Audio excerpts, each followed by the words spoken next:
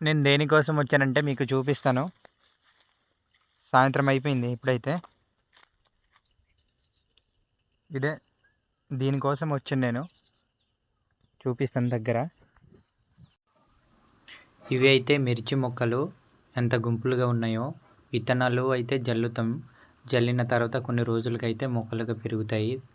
మంచిగా నీరు ఇవ్వాలి, అప్పుడే మంచి మొక్కలుగా పెరుగుతాయి. ఈ మొత్తం మిర్చి మొక్కలే. నేనైతే మిర్చి మొక్క తీసుకెళ్ళడానికి వచ్చాను మా గరువుకి.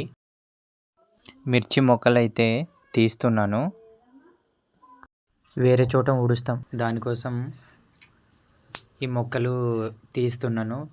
ఎంత బాగున్నాయో, ఎంత పచ్చగా ఉన్నాయో మొక్కలు. మొక్కలైతే మొత్తం పీకేశాను వేరే గరువుకి పట్టుకెళ్ళడానికి. మొక్కలైతే చాలా ఆరోగ్యంగా ఉన్నాయి మొక్కలు. మా పిన్ని అయితే మొక్కలు ఊడుస్తుంది. నేను వీడియో తీస్తాననేసి అలా వీడియో తీస్తున్నాను. కొన్ని మొక్కలు అయితే ఊడ్చేసాము, ఇంకా ఉన్నాయి. సరైన దూరంలో గోతులు తవ్వి మొక్క ఆరోగ్యంగా పెరగడానికి యూరియా, డిఏపి కొద్దిగా వేస్తామండి. ఎందుకంటే మొక్క మంచిగా పెరగడానికి.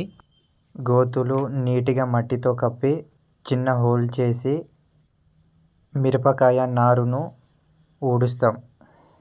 కొద్దిగా పొదల్లో గట్టిగా నొక్కి వేయాలి, లేకపోతే వర్షానికి కానీ ఎక్కువగా గాలి వేసినప్పుడు కూడా మొక్కలు కిందకి పడిపోయే అవకాశం ఉంది.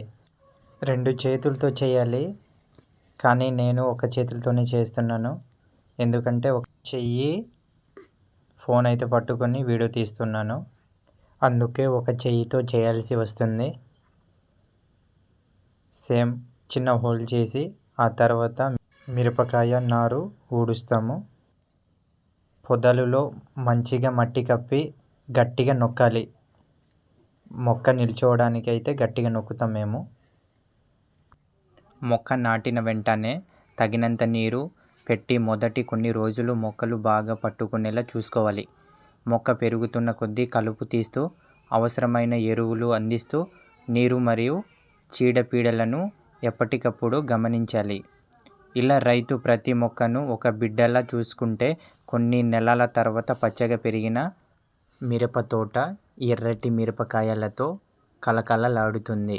రైతు కష్టం కనిపించేది పంటలో, కానీ ఆ కష్టం మొదలయ్యేది ఈ చిన్న మొక్కలను నాటిన రోజే.